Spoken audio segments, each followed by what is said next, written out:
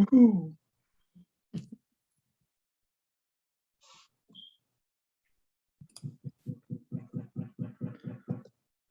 All right, decent crowd.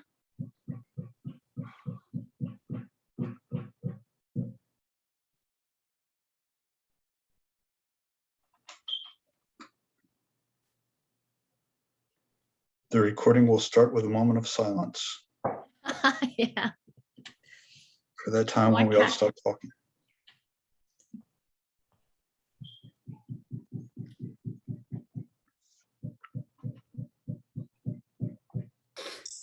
Do you have construction going on in your house, Jonathan? Or? Yeah, they're on the roof. Yeah. Yeah. Thought someone was knocking on the door and you were being rude. Was that, not letting them in. was that repairs from the hurricane? Mm-hmm. Yeah, repairs from Ida. Very significant, or just shingles and stuff? Not too bad here. A lot of shingles. So should I? It's 5:05. Should I mute all? I think so. Okay, and people will not be able to unmute themselves. I'm sorry, folks. That's a security thing we have to do. And Mark, you have the floor. Thank you, Jonathan, and welcome everybody to Lit Balm. An amazing episode today. Our features are Dan Chiasson, Maureen McLane, Sandra Lim, Katie Peterson, with guest MC David Blair. And the three of us co-hosts will kick it off with a short poem each. I'm going to introduce Jonathan, my co-host, who founded Unlikely Stories, an electronic journal of literature and art in 1998. Since then, he's lent his editorial and management assistance to many literary and artistic ventures such as Mad Hat, the New Orleans Poetry Festival, Rigorous, and Big Bridge. In 2005, he founded Unlikely Books, which publishes 3 to 5 books of poetry a year. He's organized literary performances and performed himself across the United States. His own poetry books are Last Chap, Blood and Seltzer, Painting Rust, Prosthetic Gods, and Standards of Sadity, and the free chapbook Backstories, which you can download from Argotist ebooks. Let's hear something new, Jonathan. Thanks, Mark. So as the regulars have heard me say many times, I'm not that prolific, and what I do most weeks is I read something that we recently published at unlikelystories.org. This week we published a long poem called Camera Obscura by John A. Griffin. It's 15 pages, and I'm going to read the whole thing. No, I'm going to read part 4 of 7 parts. This is from Camera Obscura by John A. Griffin. Death is just a big show in itself. Samuel L. Rothafel. War is movement, the constant ferrying to and fro, live bodies here, dead bodies there. The real is never done, turning what is real into the surreal. Sharon was never so busy, rowing from the shores of light to the farthest banks of darkness, though the twain shall never marry, mix, or meet. But does war ever end? Do visions end? Only peace ends with a post-spree sale tag or a white flag rounds its gizzard in a shop window. The movie moves light into shadow and back to light again, trades and traffics in light, and sells us nothing but our own past made bright by light. The movie is memory come alive and well, like the coin in the dead man's eye, pushing its frontiers to buy a line as war expands a frontier. Memory is the science of forgetfulness, remembering to mislocate our dreams and illusions of what and who we were. Memory is deja vu, or altering the tale, Hermes stealing the Sisyphean stone where Prometheus was chained and rolling it back to the cave's mouth, the aperture of the camera obscura. Memory is the cave, the tomb, the dark room, developing the light, or the Mormon catacomb in the Rocky Mountain, a purgatory where baptized souls, saved on film, await their dawning day. Memory is the eye atop the pyramid, staring into the burial chamber where a pharaoh lies, a dead icon reborn as an artifact when the morning sun blinks him back to life. In that instant, the mummy king becomes the Kipling tale, a mirror walking on the highway of time, while the image of his repose inscribes light into the art of his death to bring it back again to light. The black mass of film transubstantiates Hephaestus's fire into Pandoran hope, into sameness, spontaneity, instantaneity, brings death to life, moves mind and eye to the brink of peril, and then withdraws, while our fears dangle in the void like bodies at the end of bungee cords. Death is imminence. Death is art. Death is amusement. Death is our movie, our motives movie. All right, again, that's by Johnny Griffin. Okay, I'd like to introduce our co-host, Cassandra Atherton now. Cassandra is an award-winning writer, scholar of prose poetry, and professor of writing and literature in Melbourne, Australia. Her most recent books of prose poetry are Pre-Raphaelite Leftovers and Fugitive Letters. She is currently writing a book of prose poetry on the atomic bomb with funding from the Australia Council.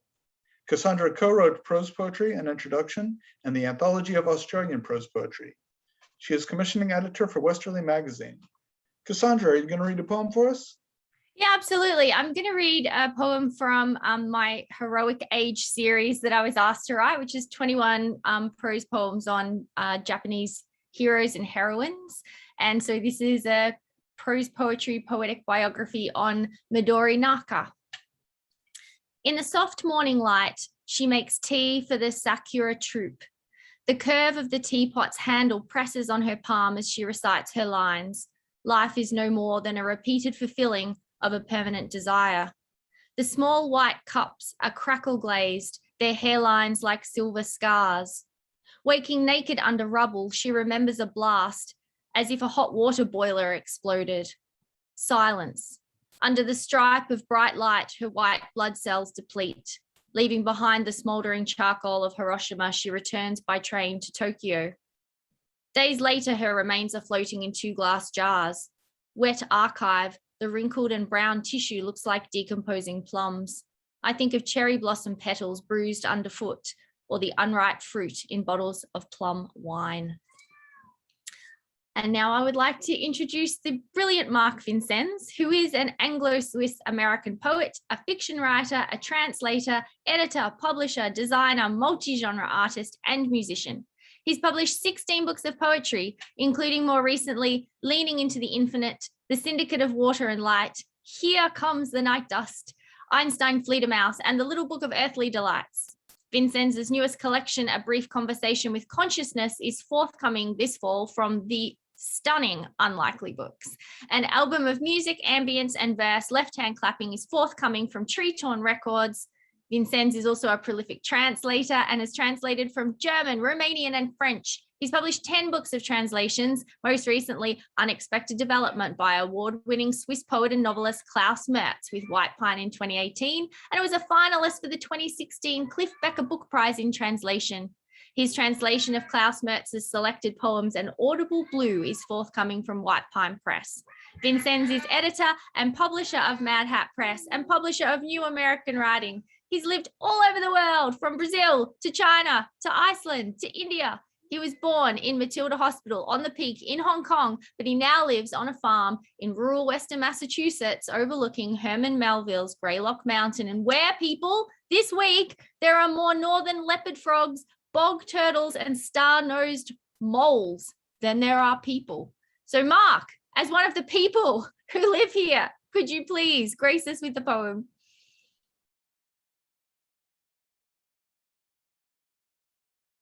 You got a little bit hung up on the star-nosed moles, I think. I do love a star-nosed mole. That's so cute. I Googled it this morning as well when I got your bio. They're pretty cool, right? Anyway, this poem's called No Exit, and it's in my book that I'm working on at the moment called All the Tricks of Language. We dropped into a seedless pod. We wanted to stay alive. We walked the hallways of banks and offices. We spent time at the municipal court. We courted, doted, and kowtowed. We ran a dog food factory. We collected food stamps. We labored over time. We struck out, we laid it on thick. We turned in our early graves. We seeded, we conceded. We followed the sweet watery noise. We agreed without conscience. We flowed and we flushed. We turned up. We suffered them out. We moved into questionable districts. We were fed up. We won in court. We lost everything and anything at all. We founded dynasties. We compartmentalized. We survived again and again. We rationalized. We found our frown. We collected mushrooms, woodworms, ran out of juice. We found a home we had once known. We fished. We angled. We made a truce. We embraced our ghosts. We ran deep, embattled and embittered ourselves. We ran still. We soybeans. We bounded in servitude. We born and bred. We in our own company.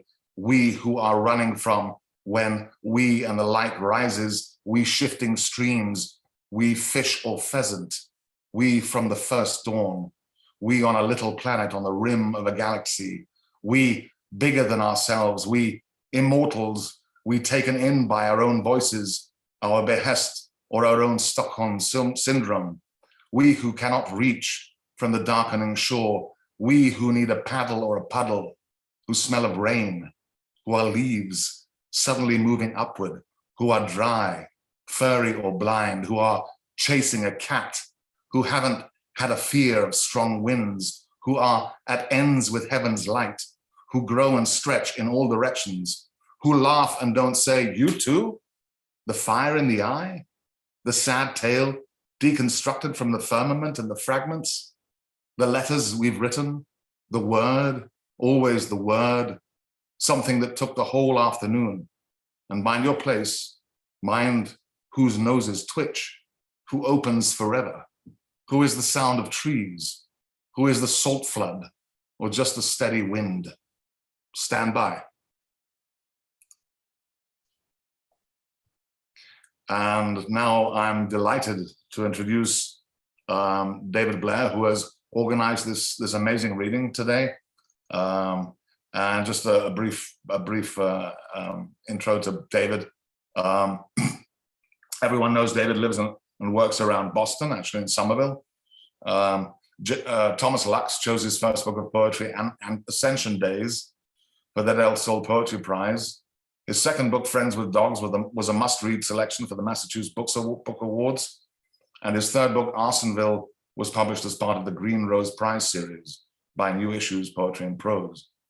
A graduate of Fordham University and the creative writing program at the University of North Carolina at Greensboro, David has taught in the MFA program at the University of New Hampshire and in the online master's degree program at Southern New Hampshire University.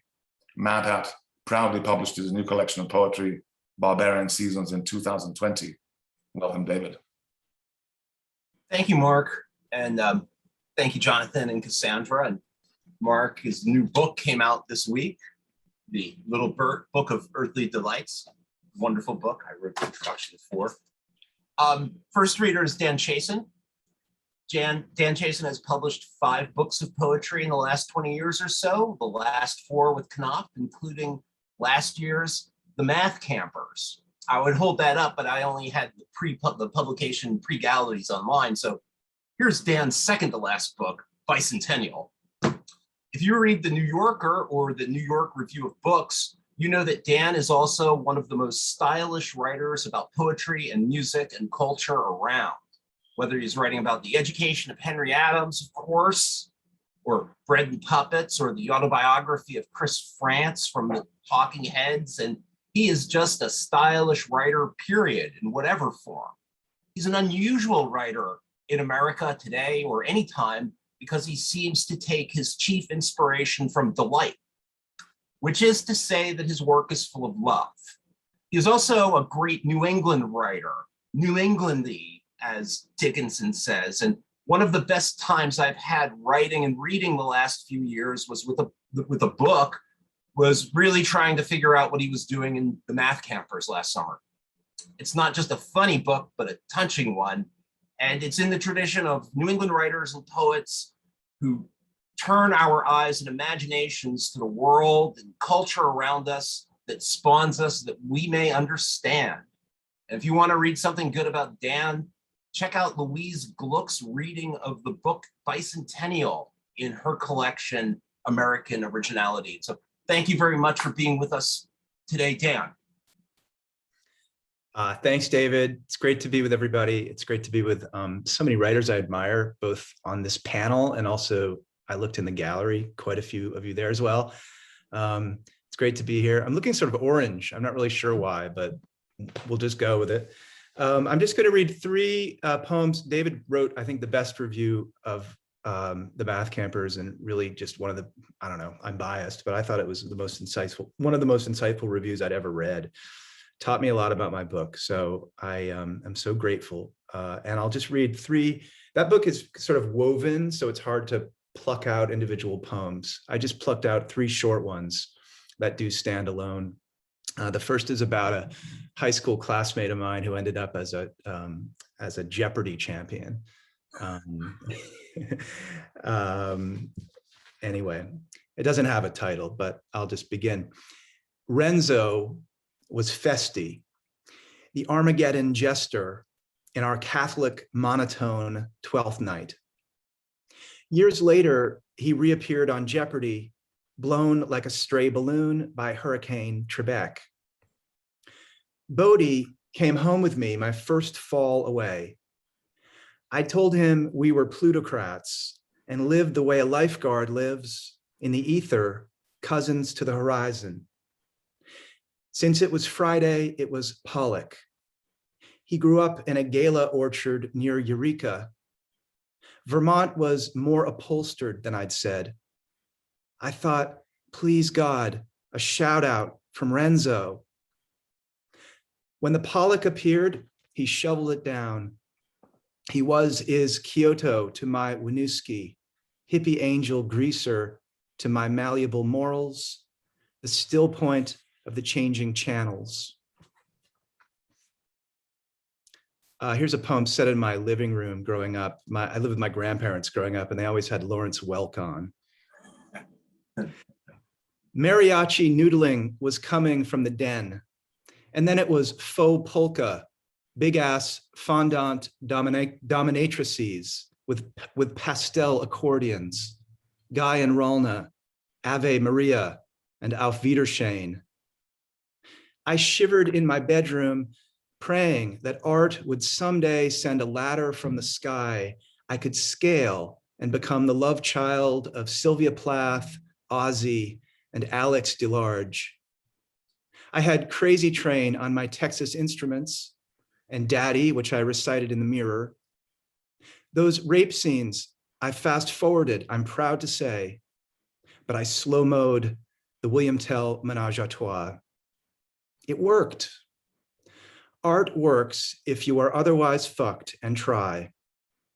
Now look at me, almost Aussie, mansplaining to my 11-year-old son the photo of a Louis XIV's gilt dildo he found in our cloud.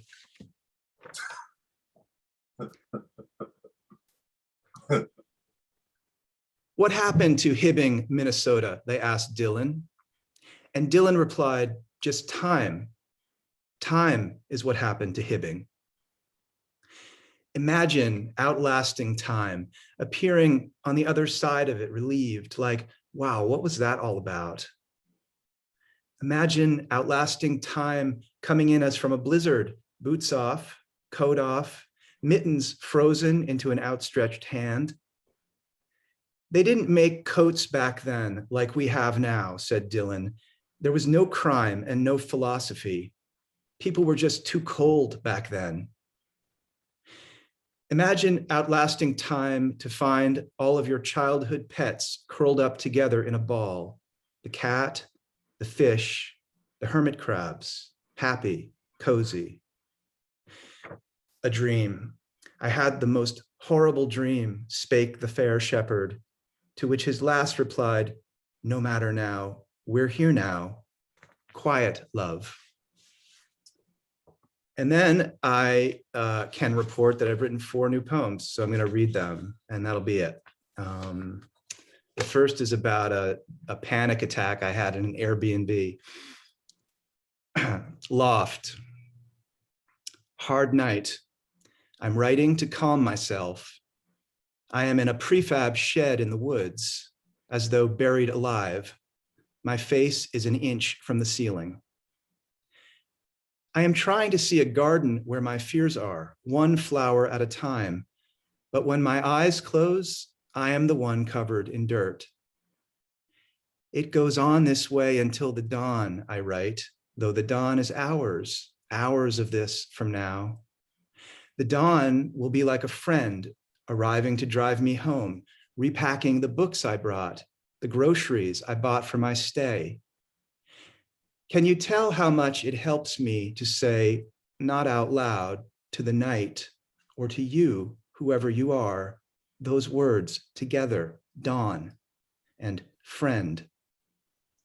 Even groceries, can you hear it, is a comfort. To say to the night, send stars, please night, send stars. I am so frightened in the dark of the dark. My name is Dan, and I am frightened.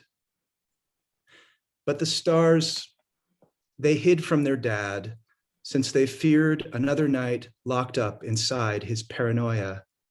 They squint and count the clouds to calm their fears, star fears. Only this poem was my friend, but now it's gone and hid up ahead. Hard night, not nearly behind me. This is called By the Highway. We live close to Route 9 in west of Boston, so we can hear the traffic. The cars at this hour roar somewhere. Bad night to have a pair of ears, yet you have to admire the silence, the way it patiently yields to noise, as it always does. It accepts its nature is to be ruined again and again, to be ruined, then to remake itself, spruced up in time for new damage. Even the bees break it, the cicadas, even the breeze, so quiet it wouldn't wake a baby. But quiet versus silent, quiet destroys it. As the birds test one by one their skill for saying nothing, saying the same thing, nothing, over and over, the lunatics they are. As the real psycho, the hummingbird, his buzz, his body's byproduct, finds the nectar where it hides, and up his tiny turkey baster siphons it. Silence offers its own pretty mouth to be pissed in, degraded by a pin dropped. The damage to be addressed one day, but not now, when somebody's fetish requires it. This is called The Forest of Crickets. Thanks. This is called The Forest of Crickets. Hard night, you're in my breathing now. Come with me since you have no choice, since you've been in a way abducted. Every breath will demonstrate my power. We move through a forest of crickets. Their tiny bodies are elderly, arthritic. They sense the fall already moving in, who were children just yesterday, who were babies at dawn. They stiffen into clothespins. They cling to us. Each one wants to be the passenger who stays on past his destination. When I was a baby, I was put down in a bassinet hard by the airport. Jets arrived from Montreal all night over our house, where a runway is now. I despise time that can make a baby elderly, but aren't we lucky, you and I, that it takes longer than one summer? Night, can you help me to see it that way? But Night, who is ancient, looked on me with pity. He drew me to his breast like a baby. He nursed me, then he parted my hair. My life to him was one day, not even a summer. He met Annie, then he met our children. He watched as we fed them and parted their hair. Then it was Night who emerged at dawn alone. I stayed behind in the forest of crickets.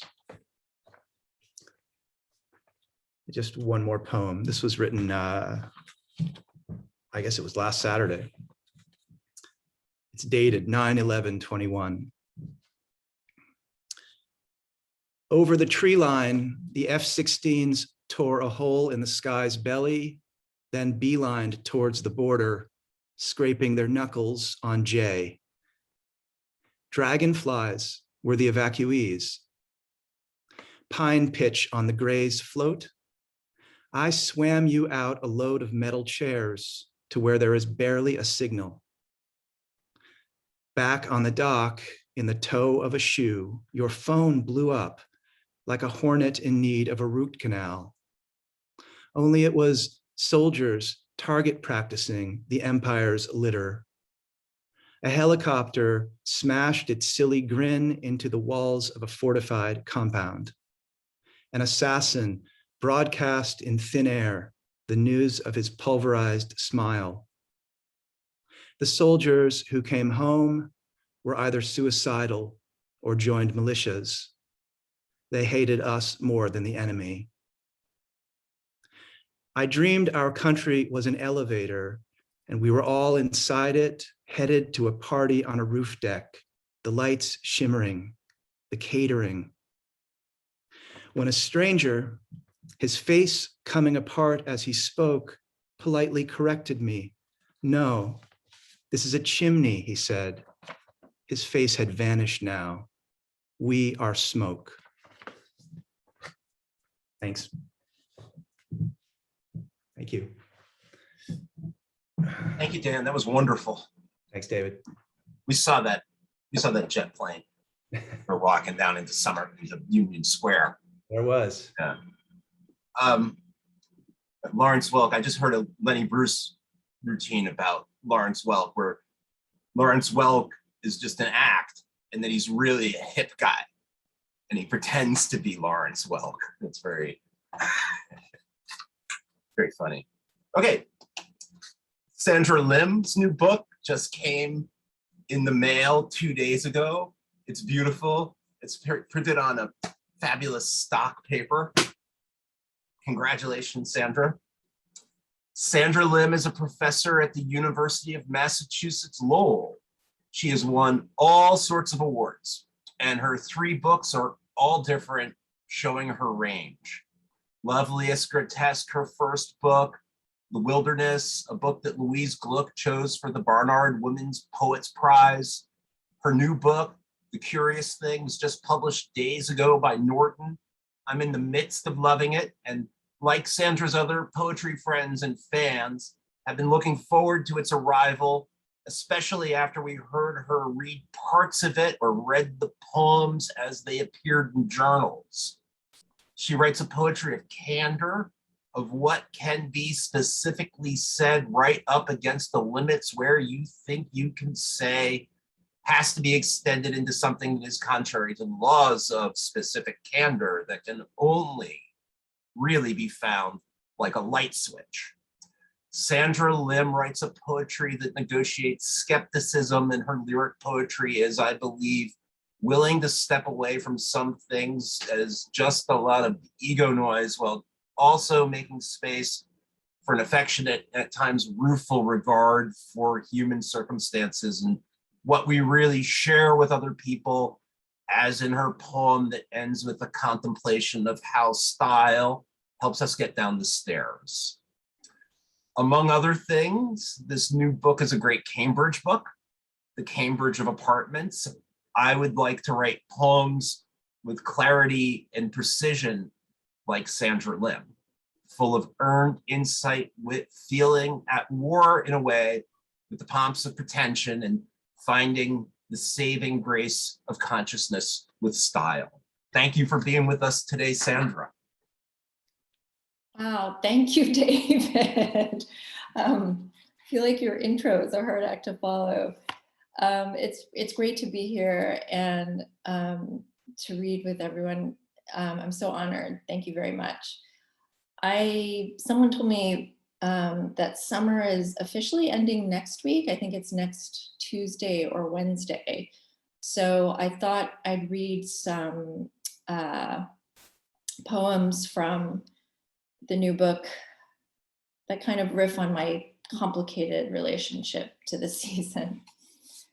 So this first poem is called Summer Terror. I have never known much about flowers. I can smell something on them, such that I want to cry. Because like all flowers, they look like ideas. Their sensuality has never been thwarted. No one remains inaccessible to them. Though after 9 nights must come 10 in the everlasting tribunal of the garden. So perhaps the flowers will now speak of me and tell of what it is like to be vivid with ants or prettily inscribed with red icing or held fast by envy, a net stiff with blood.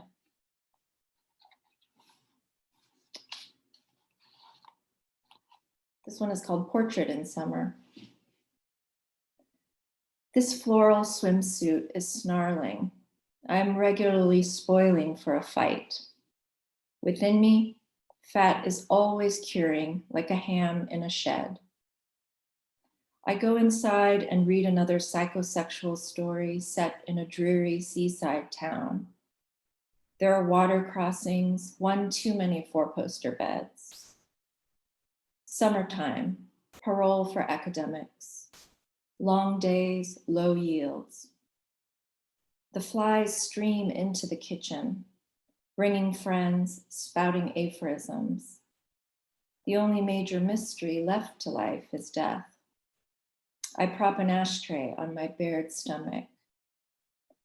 I should grow thinner, more of less of me, as I grow more solitary.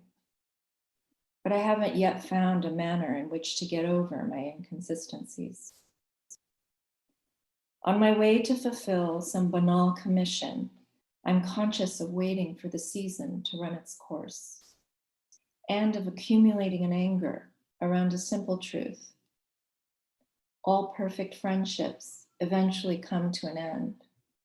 Is it a story that must at all costs be dragged from the darkness?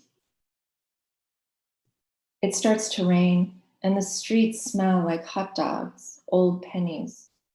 The coffee shop owner barely lifts his head from the register as I approach the counter that's crowded with menorahs, crosses, and Buddhas. I meant to bring him a statue of Venus de Milo for good measure. It would all have the mixed effect of a moral dullness and deep fear. I notice this is the only place in town without a television.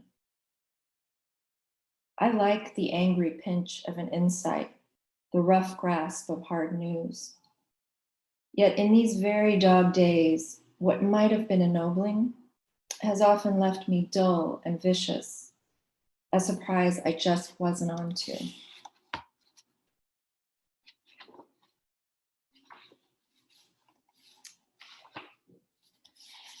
This is pastoral.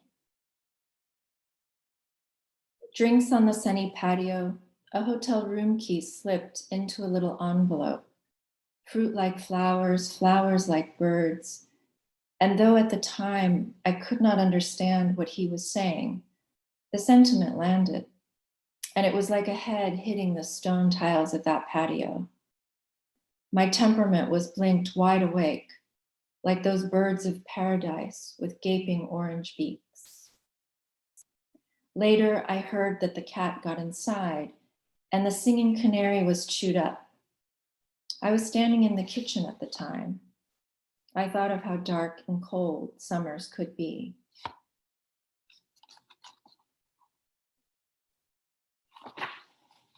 So summer's not my favorite season. This is turning out. This is called Naxos. Nothing consummates an idyll like abandonment. Zoom back, a marvel then, to be here with you, nude like fruit and motiveless.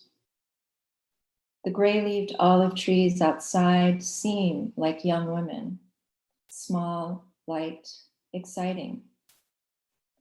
I love you. I wish there was some more original way of saying it. We drink our bitter coffees on the terrace, and the little dark stone of work that secures me, where is it? Millions of hard stars flood the sky each night, gentle wording defending mystery.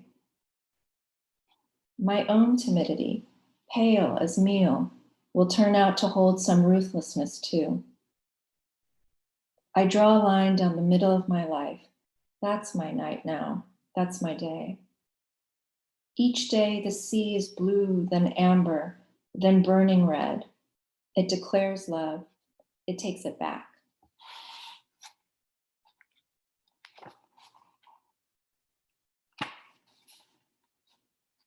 Here's a summer imagined a little bit further out in space and time. The absolutist. My grandmother ran her own business in Seoul, an average yet busy lunchtime canteen near the center of the city. I can see her waiting for beverage deliveries, scrubbing down sticky tables, enduring the smell of ripe garbage in the summers. She always emerges from the building late in the day, dark and slim, and walks home like someone floating down the Nile. She took up with a careless married man while death was eating up most everything around her. No one can tell me if it was a love match or if this was frankly a more pragmatic way to live. I like to think she read whatever she wanted while she ate alone, that she was thrilled with the stillness at the end of her nights. I daydream that she was an enchanted yet distracted mother. She died soon after having her last child. In every photo, she turns away from the camera, cover anyone's face, and changed circumstances take up the burden of narrative. She was said to be guiltily pretty and took chances. Maybe she was shallow. I tend to believe she was clear with herself, that she was never worn away. I never can picture the food itself at all. Thanks.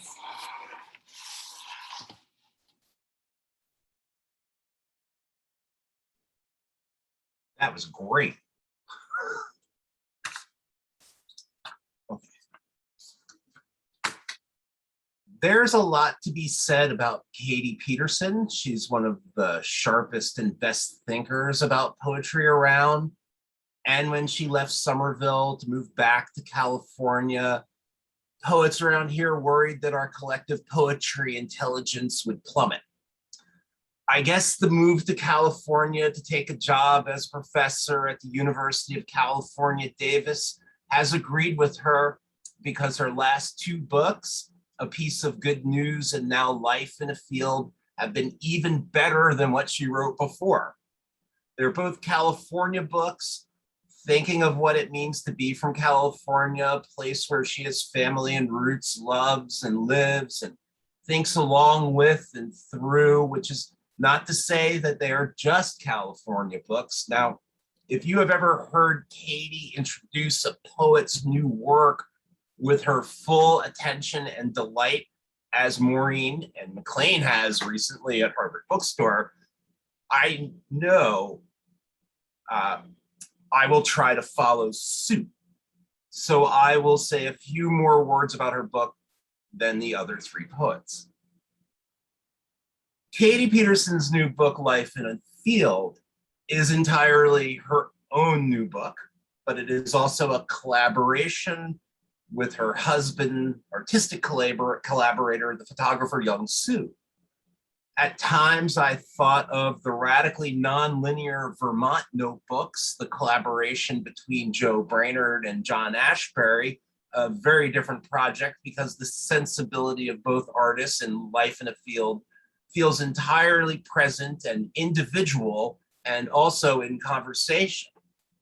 Both books contain works that come with its best and most affectionate commentary within. Ostensibly, the book is a series of prose poetry meditations on the connection between a donkey, an animal whose life is in some ways free and in some ways artificially constrained, an animal of set identity, such as when Irish American men are disparaged by themselves or each other affectionately or not as donkeys, but also an animal with the ineffable soulfulness that Walt Whitman finds in the eyes of an ox and a girl, a loved girl, a girl who thrives in systems of limitation and parental care, but who also strains against these. This book seems to me to be a great commentary on growing up with a certain kind of enlightened Catholicism that coexists with a darker and more corrosive Catholicism that we need not get specific about here, and also life in an idyllic part of a state in which a utopian dream has given so much to people and to the country, but which is somewhat italicized as drought and wildfire cast a shadow of this book over this book, although unmentioned. And when we turn to Young Sue's photographs, we see elegance and balance that Katie achieves in an image like the one of a young girl, their beautiful daughter, Emily, sitting up comfortably in a partially submerged white terry cloth bathrobe set up in what appears to be either the rec room of a commune or a Sunday school classroom next to a fully trimmed Christmas tree that may or may not be artificial, and then those wild, stormy, and unconstrained skies. So let's go, Katie Peterson. Thank you for your work and for being here.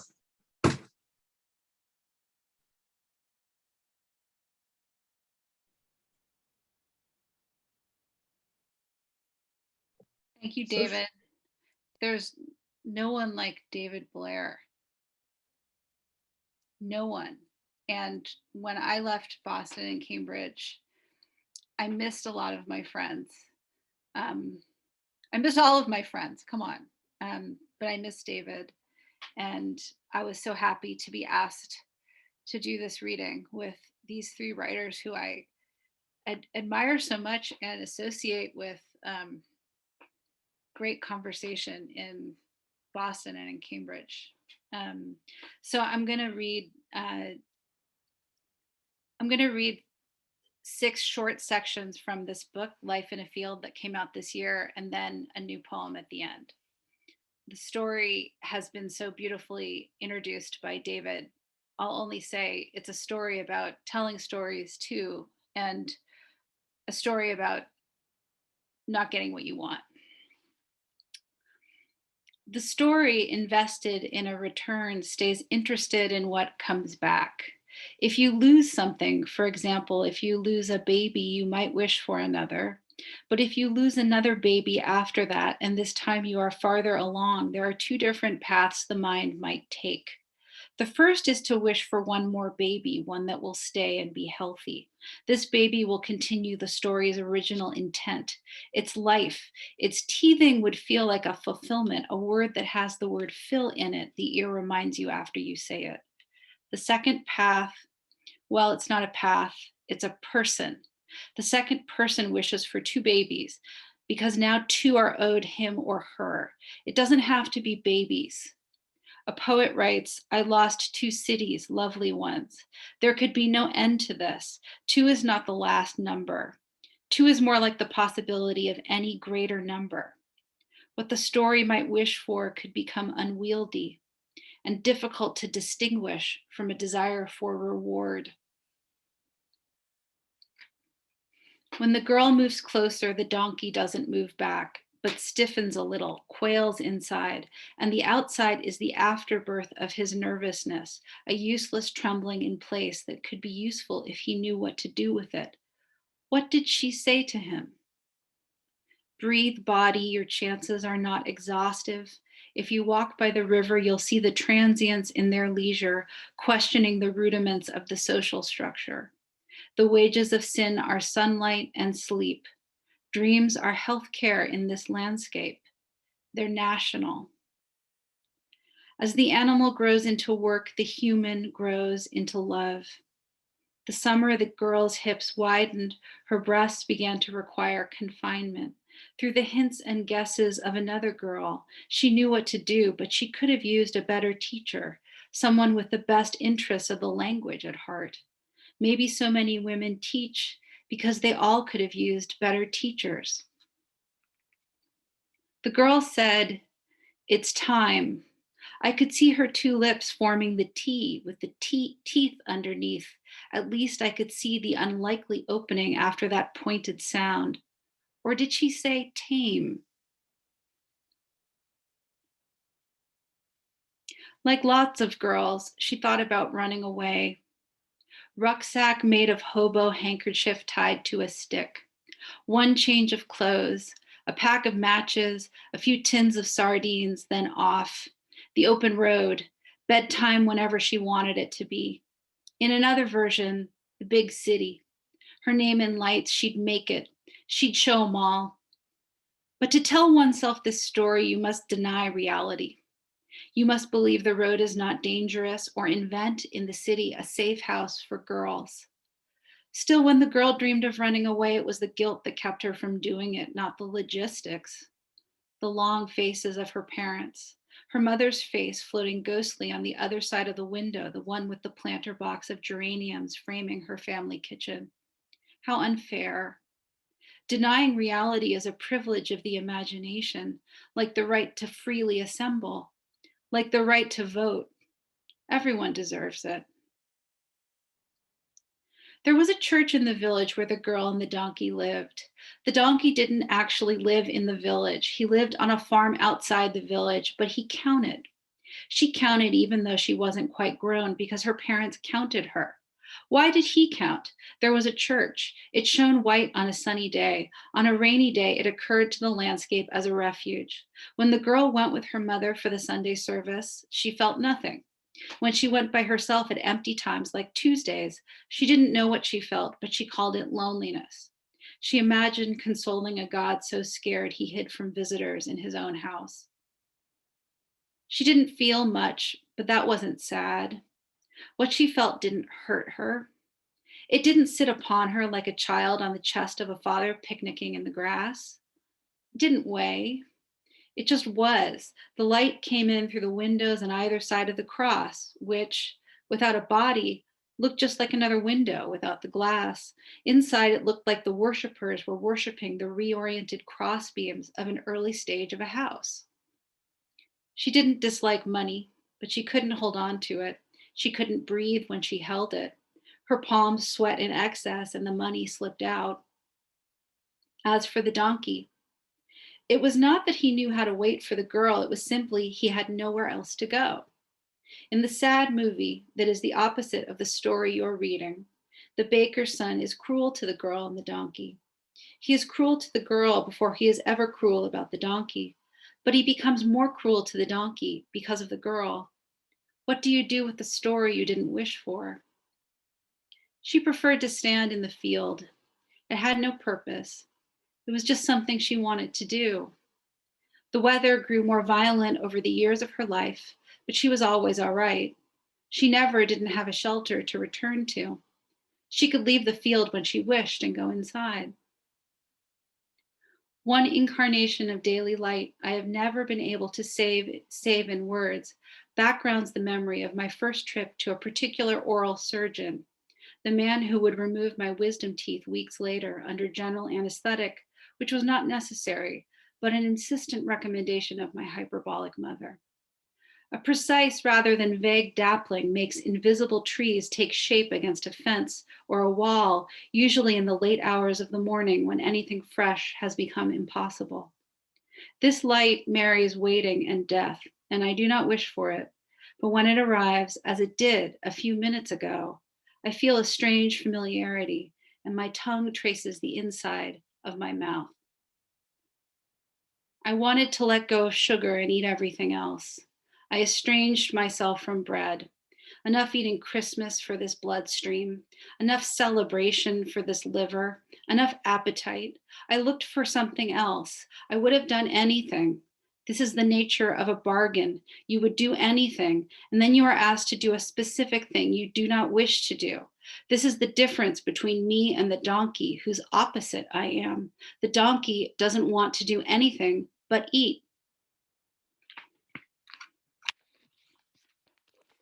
So David was talking about California, and I did want to read a poem about California.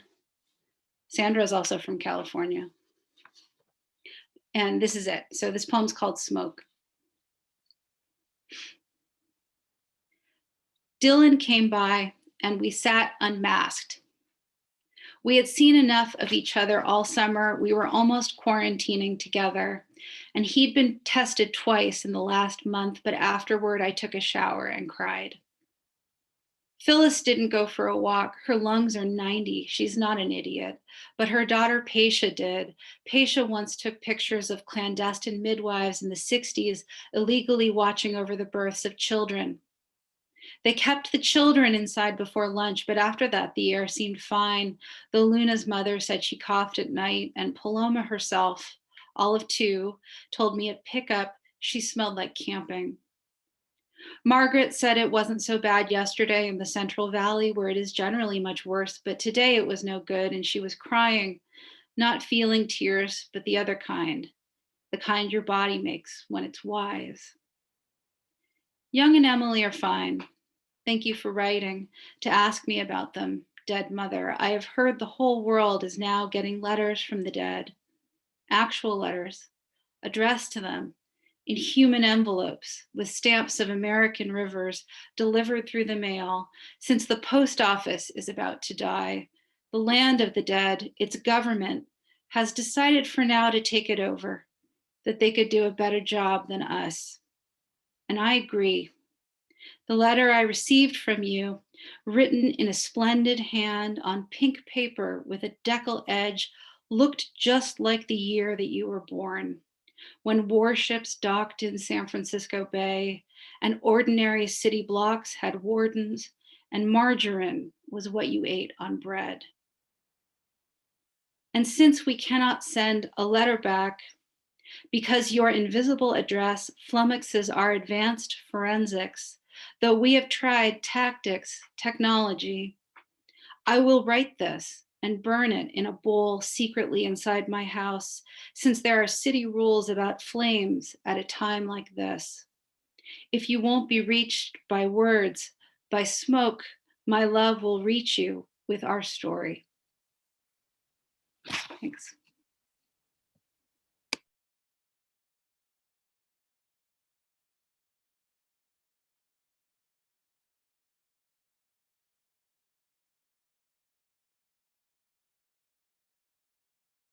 That was fabulous, Katie.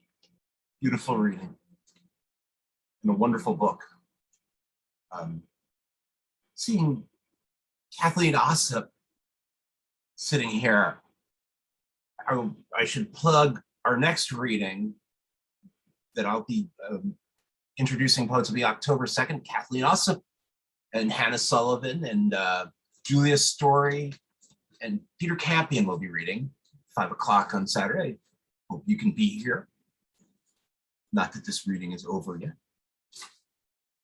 All right, our last reader tonight, or of the featured readers, is Maureen N. McLane. She teaches at NYU and is the author of 7 books of poetry, and her experimental hybrid of poetry and criticism won the National Book Circle Award in nonfiction. She has degrees from good places like Harvard, Oxford, and the University of Chicago.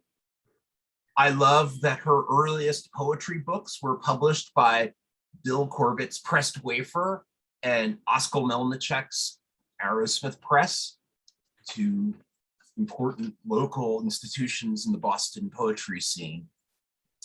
I'm really happy to get to introduce Maureen, and here's how this happened. I wrote to Sandra and Katie, and since I trust their judgment, I asked them whom they wanted to read with, and about 2 hours later, I got a reply, Maureen McLane. So I went and pre-ordered More Anon, Selected Poems, which is this great looking book. And what a book. You know how it felt when you first read Wisława Szymborska's View with a Grain of Sand? Right? You're asking yourself, is there going to be any crap here? How could a book have so many good poems? Sharp images, sharp sensations, sharp perceptions, places, people, desire, memory, ideas, learning, love, poems that move like consciousness, and poems that slow down and atomize the immediacy of consciousness in lyric. This is an exciting book.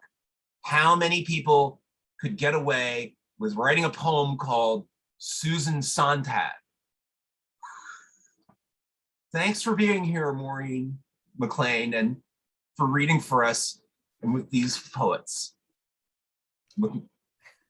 Thanks so much, David. I want to thank you, and I'm just thrilled to be here with Dan and Katie and Sandra, and also to thank the incredible visionaries behind the Lit Balm reading series, Cassandra, Marc, and Jonathan. What an incredible sequence of readings before and ahead. So it's just really a delight to join you all. And so I thought I'd read some poems from Maureen N, and then a couple of newer ones to try to make provisional good on the nature of the title Maureen N. So a poem, a situation. Everything bending elsewhere, summer longer, winter mud and the maples escaping for northern zones. Take it up, old Adam. Every day the world exists to be named. Here's a chair, a table, grass. A cricket hums my Japanese name. Skyscrapers are stars, rocks. Those were swell seasons. So strange, that heaven, that hell.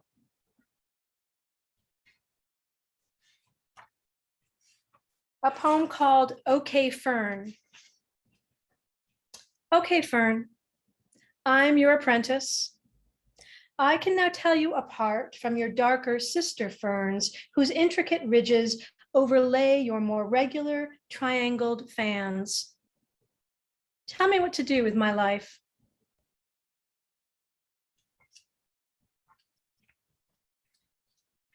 A poem called Life Study. Just as I must draw to see the world eclipse itself before my oblivious eyes, as I must draw to register the retinal flash of reality effects my brain insists on generating to help me live life, not working out too terribly well, but I think I'll keep going. Optimism, ridiculous not to honor the upsurge as the dog frisks in the street and the students smoke and glower and parse their way into situations they forget in a decade, but the smoke haze lingering in the old walls of the Rue Sougère, however often cleaned, life, a revenge upon memory. I disbelieve in continuous ribbons of identity. Yet who else did that past happen to waylay last night in the dream that had me up against the remembered wall?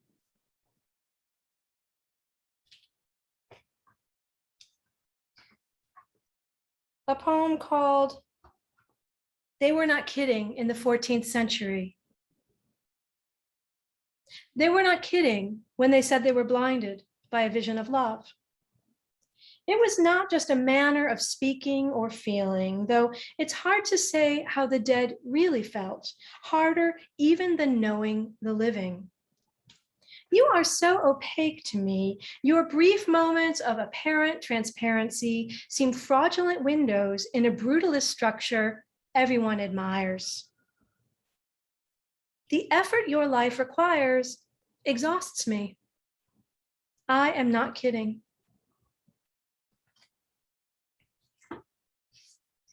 There are a number of poems in each of my books that take wing from some the fragments we still have of Sappho's poems. And I thought I'd read one of those.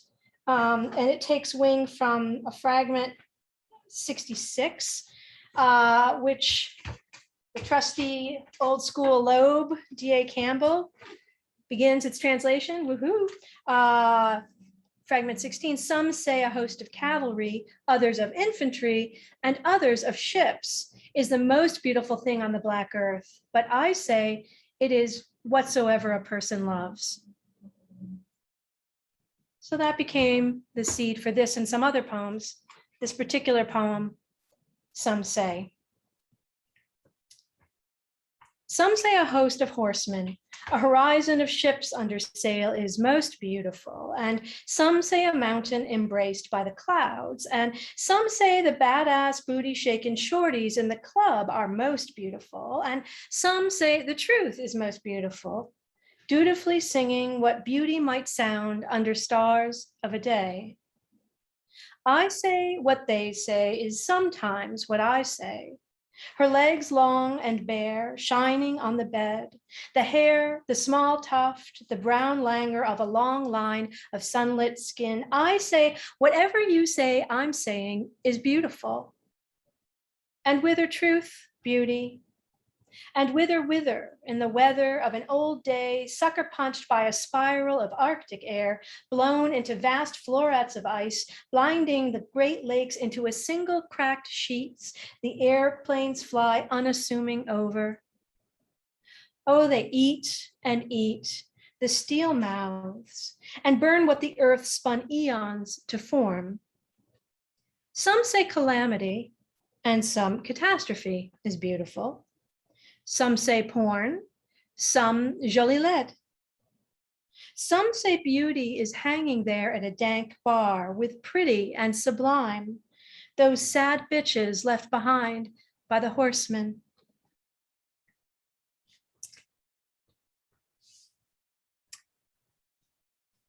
Now, I thought I'd read another more recent poem that takes wing from another Sapphic fragment, 58.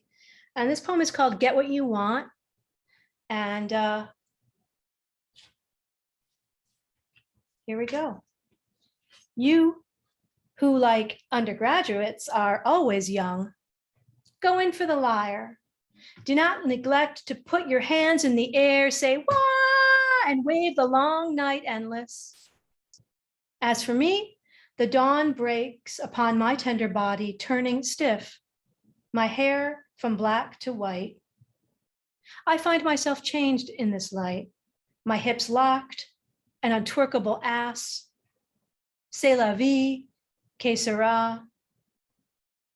And you, forever young in the strobe of the club that makes night danceable, delicate animals holding me up in this air. Some live forever, girls. Not I, not you, but some goddesses, and the ones they choose, even the one who forgot to ask for endless youth. Remember the fawn streaking across the lawn below a thundering sky? That's not me any longer, though the lightning shows the way it was once done. The winds shifted, now north that once blew south.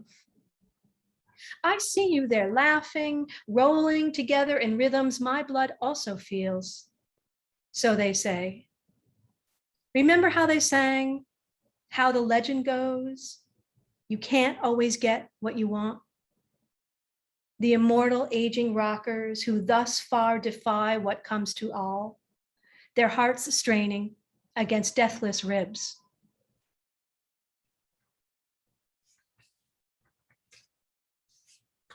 And those who follow the Rolling Stones will have registered that the Rolling Stones are no longer all immortal. Although in another dimension, of course, they are. For those who swim that way into the Empyrean. Since Sandra brought up our seasonal cusp, I thought I would read a poem called Equinox, not about the gym, not about the club, but about the seasonal transition, equinox. Bees riddle the asters, or are they daisies? Have you a thought or a pansy for me? The lenticels of cherry trees have cracked open to a deeper bark. Could your skin not open all along the seam of autumn? There is a gash in the mind, an old slipping into a reservoir. Yes, no, yes, no, frog splash. Along the bus route, a hinge of wings, butterfly thorax of the breathing possible. Yes, no, yes, no. Bees riddle the asters. We have not yet killed wholly off the monarch butterflies who on the farther flowers fold their wings. Oh, I am eager for you. What is an unstarred aster? What flying thing does not fly? What is an unmoved mover? When is the truth not a lie? How does the earth slice the sun? When does the moon wink back? When is a kiss, and when an attack?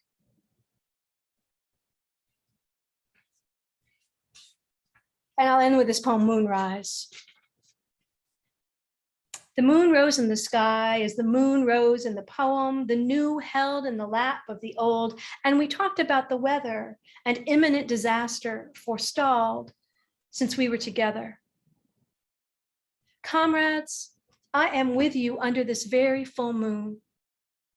And we shall not yet set forth, but we'll talk about the shape of things and thereby shape this hour, this day, if not this life. Are you depressed? Does the reflection of bright objects, themselves reflecting brighter objects, pulsing energies, make you cry your face toward the darkening sky? Are you too always mooding the air, sulfurous or snow cleaned, wind washed, particulated with microplastics? I cannot see what I breathe, except when I freeze. There's a streak on the lake of a yellowy white you could drown in for real. Please don't. All you believers in total immersion, all you who hope yet to surface, I salute you.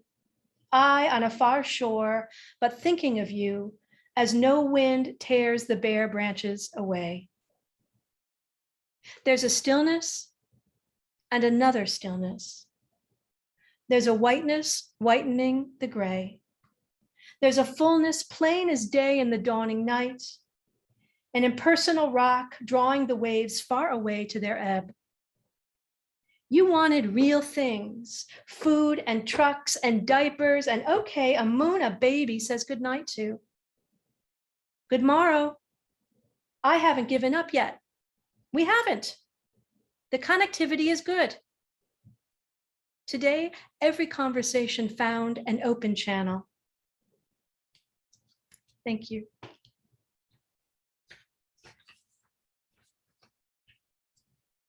Thank you, Maureen. Thank you, everybody. And I'm going to turn it over to Marc and the other co-host to introduce some other readers now. Well, thank you so much. That was an incredible reading.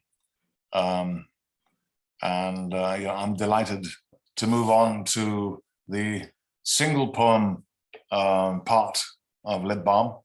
I'm going to hand it over to my co-hosts, Cassandra and Jonathan. Yeah, we'll take it from there.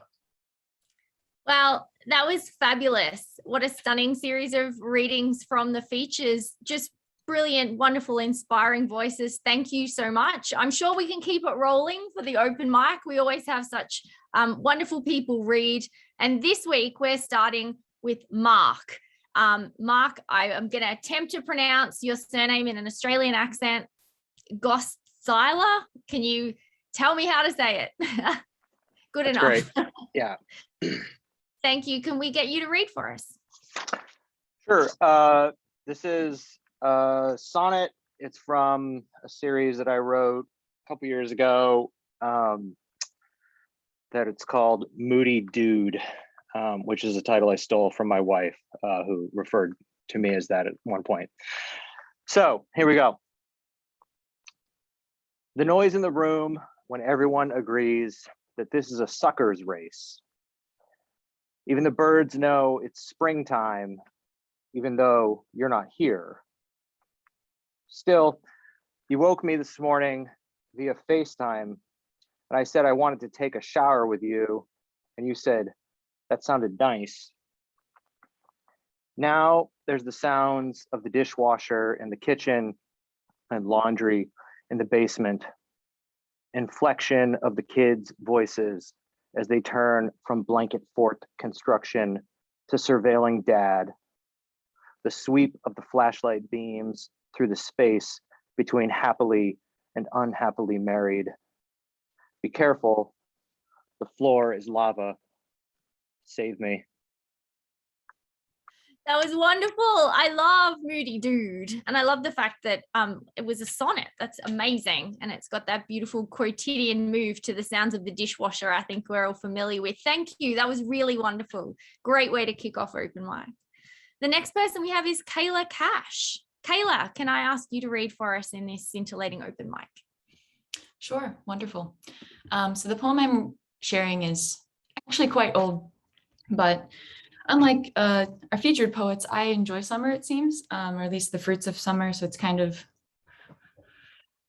missing that, but also it's on an important anniversary has just kind of passed. So that's why I've chosen this poem. It's called Archaeology.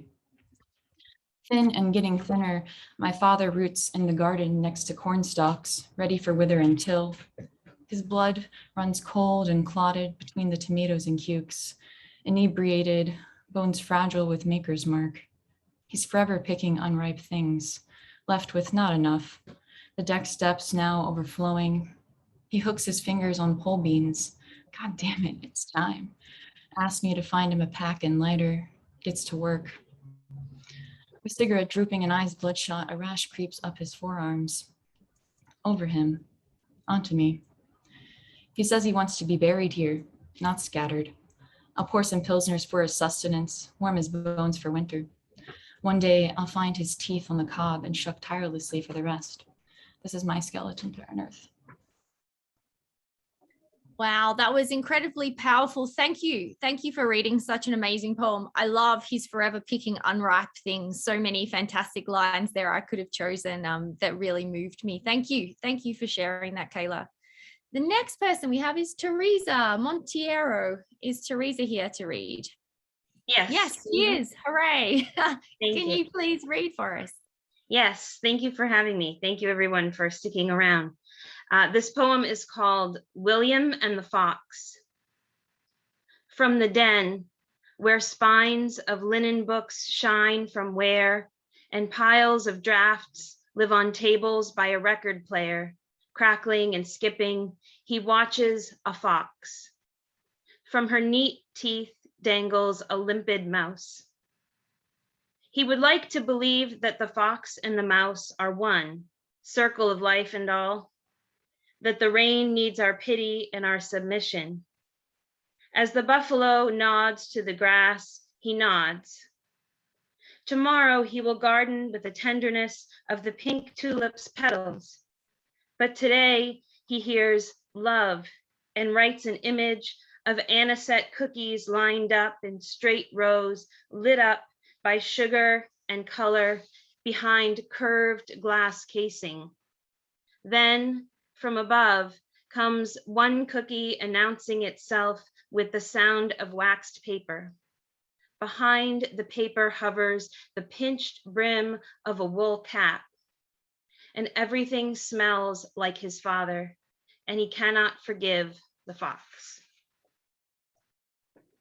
Wow, that was amazing. And you read it so beautifully. You could really pick out the beautiful sounds and assonance in there. It was really gorgeous. Favorite line from her neat teeth dangles a limpid mouse. So many wonderful moments. Thank you.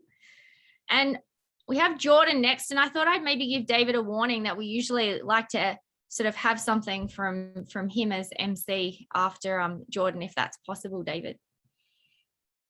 You can scramble around while Jordan reads for us. Jordan, you have the most enviable plats ever. I have plat envy.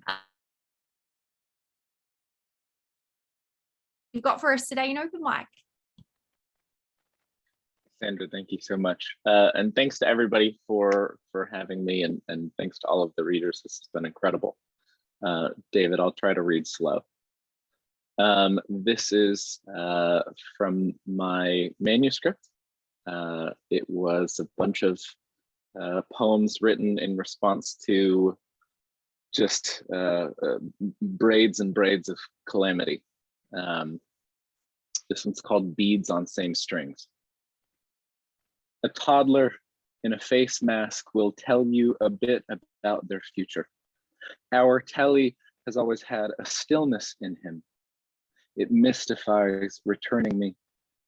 Detecting thin shells lurking past the bonds of all goodly time and space, one gets the sense of being captured, not prisoner, but artifact, something to be and be held. Our days gather and bunch in times such as this, stringing so.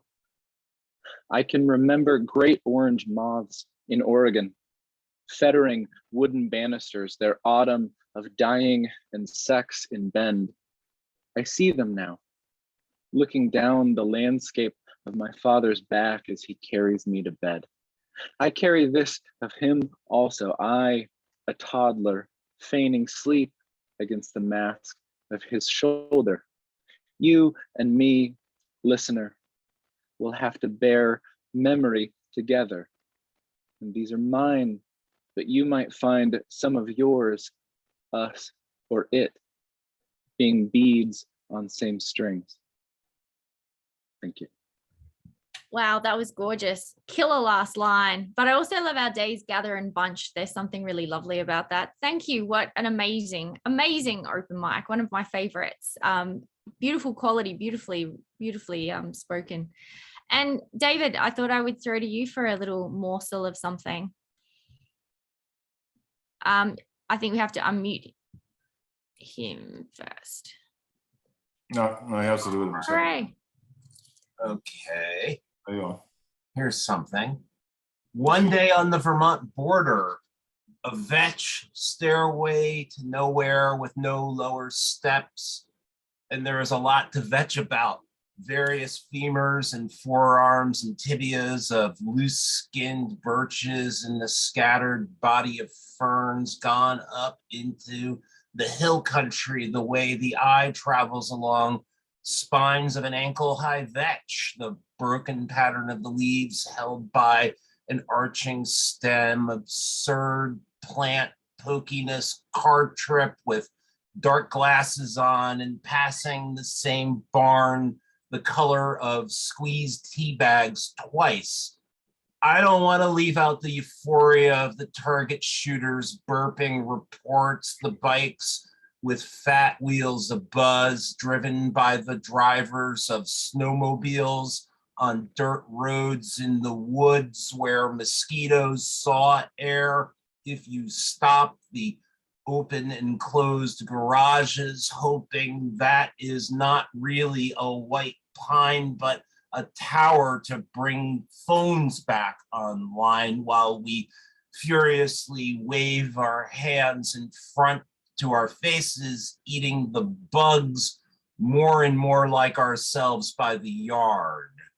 Even so, in all that blue and green, nobody will be there to stand in the sheds by the coolers full of eggs and asparagus gathered from the meadow, especially around big rocks, dolmens nobody throws in rivers and creeks, and the coolers are empty in the sheds of these passive-aggressive types. That just goes to show there's nothing quite like a David Blair poem, is there? I mean, incredible, incredible. What a fantastic way to end open mic. And I'm going to pass back to Jonathan and Marc, although I believe Jonathan has lots of knocking going on, maybe a knock joke or something. Jonathan would solve their stressful building going on your roof. Marc, Jonathan? Yes, well, I mean, of course, thank you, David, for putting this amazing crew together. And thank you, Dan, Maureen, Sandra, Katie. Fantastic readings all around. And thank you, One Poem people. That was also fantastic. I think it's been one of our better evenings here on Lit Balm. And by the way, you know, we're way over 70 shows now. since the beginning of the pandemic. But anyway, next week, or sorry, actually not next week, the week after next, which is the October the 2nd, we have Hannah Sullivan, Kathleen Ossip, Julia Story, and Peter Campion, once again with our friend and co-host as a guest MC, David Blair. And on October 9, we have a special show, which is an open mic in tribute to Paul E. Sexton, III, who just recently passed away. To conclude, a little poem from Marina Tsveteva, In a World. In a world where most people are hunched and sweaty, I know only one person equal to me in strength. In a world where there is so much to want, I know only one person equal to me in power. In a world where mold and ivy cover everything, I know only one person, you, who equals me in spirit. Thank you everyone for a wonderful night. Have a wonderful weekend. Lots of love and poetry. See you soon. Thanks, everybody. That was a wonderful reading.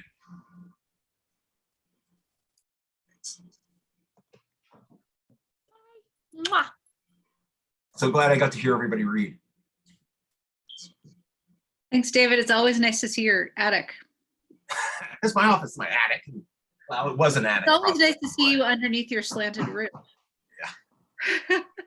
Thanks so much. Bye-bye. Wonderful. Thanks, David. That was Great fun. to see you all. Hey, Mark. Bye-bye.